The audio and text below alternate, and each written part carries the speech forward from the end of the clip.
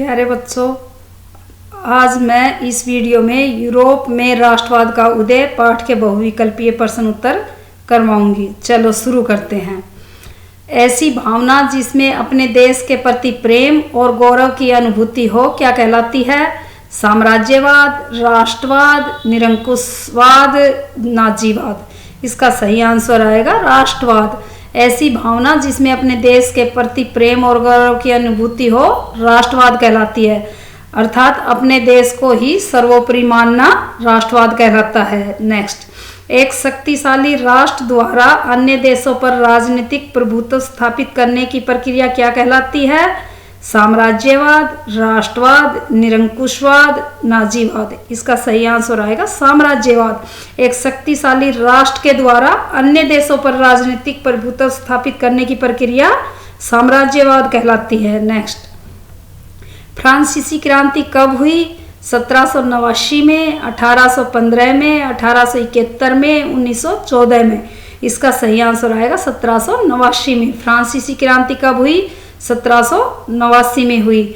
और 1815 में क्या हुआ? वियना की संधि हुई थी और नेपोलियन का पतन हुआ था। 1815 में वियना की संधि, नेपोलियन का पतन और वाटरलू की लड़ाई भी 1815 में हुई थी। और 1871 ईस्वी में इटली का एकीकरण हुआ था। इटली का एकीकरण कब हुआ? तो 1871 में हुआ। और प्रथम विश्व युद्ध कब हुआ? 1914 में हुआ। प्रथम विश्व युद्ध आरंभ 1914 में हुआ और समाप्त 1918 में हुआ। नेक्स्ट, नेपोलियन बोनापार्ट किस देश का शासक था? चीन का, फ्रांस का, ब्रिटेन का, जर्मनी का। इसका राइट आंसर आएगा फ्रांस का। नेपोलियन बोनापार्ट फ्रांस देश का शासक था। नेक्स्ट, फ्रांसीसी क्रांति के समय फ्रांस का सम्राट कौन था? लुई 16वां, लुई 14वां, नेपोलियन, कावूर। इसका सही आंसर आएगा लुई 16वां। अगर इस तरह पूछ लिया जाए कि फ्रांस के तानाशाह लुई 16वें को फांसी कब हुई, तो फ्रांसीसी क्रांति के समय अर्थात 1789 ईस्वी में हुई। नेक्स्ट, इटली का बिस्मार्क किसे कहा जाता है? लुई 16वां को, लुई 14वां को, नेपोलियन को, कावूर को। इसका सही आंसर आएगा कावूर को। इटली का बिस्मार्क कावूर को कहा जाता है। और बिस्मार्क कौन था? जर्मनी का था।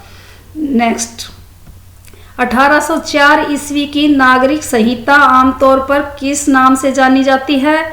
इटली की संहिता, कावूर की संहिता, नेपोलियन की संहिता, लुई की संहिता। इसका सही आंसर आएगा नेपोलियन की संहिता। 1804 ईस्वी की नागरिक संहिता आमतौर पर नेपोलियन की संहिता के नाम से जानी जाती है।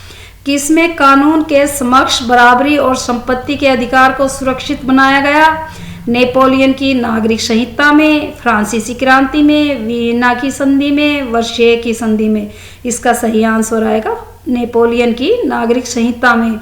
नेपोलियन की नागरिक संहिता में कानून के समक्ष बराबरी और संपत्ति के अधिकार को सुरक्षित बनाया गया।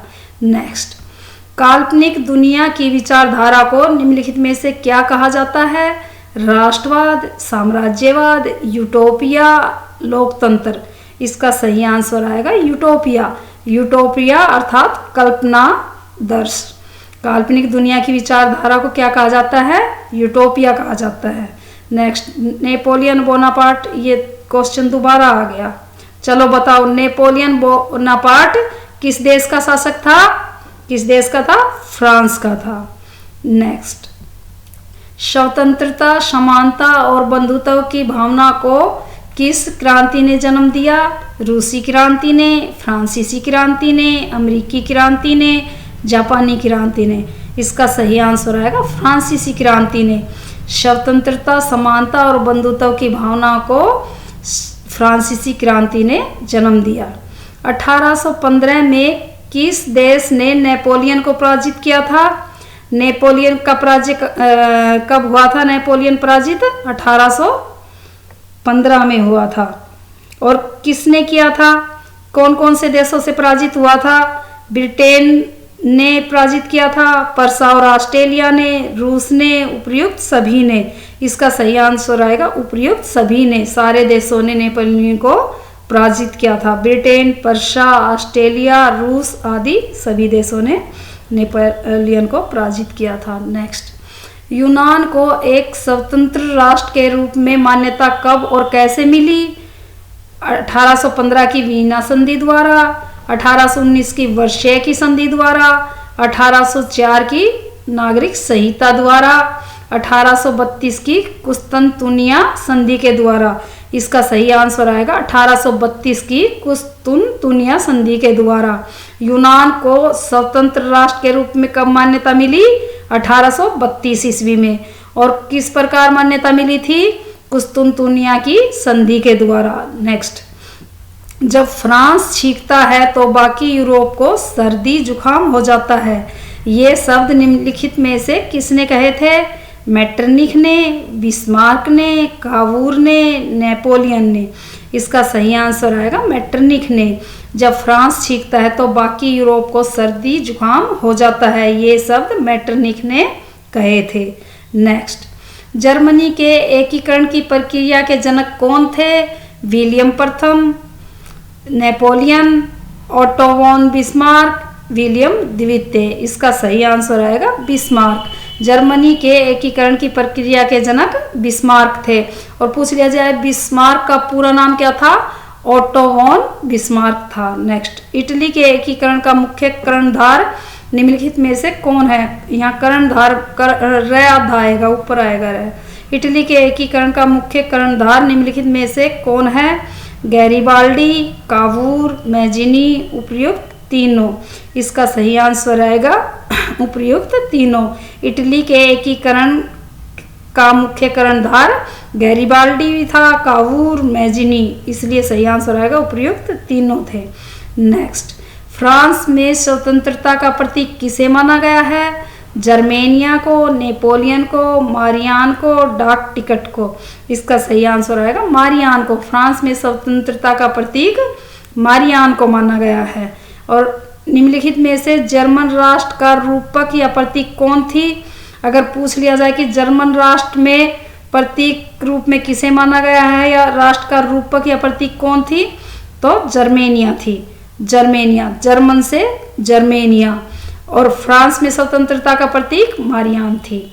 जर्मेनिया, जर्मन राष्ट्र का रूपक या प्रतीक जर्मेनिया थी। नेक्स्ट, जर्मेनिया किस वृक्ष के पत्तों का मुकुट पहनती है? पीपल के, बबूल के, नीम के, बलूत के। इसका सही आंसर आएगा बलूत के पेड़ का। जर्मेनिया बलूत के वृक्ष के पत्तों का मुकुट पहनती है। नेक्स्ट, वाटरलू की लड़ाई कब हुई? 1814 में, 1815 में, 1816 में, 1819 में। ये मैंने स्टार्टिंग में भी बताया था। बताओ कब हुई? वाटरलू की लड़ाई कब हुई थी? 1815 में हुई थी। नेक्स्ट, लौह और रक्त नीति का जन्मदाता इतिहास में किसे माना जाता है? हिटलर को, मुसोलिनी को, मैजिनी को, बिस्मार्क को। इसका सही आंसर आएगा बिस्मार्क को। लौह और रक्त नीति का जन्मदाता बिस्मार्क को माना जाता है। बलूत पतियों का मुकुट किस बात का प्रतीक था?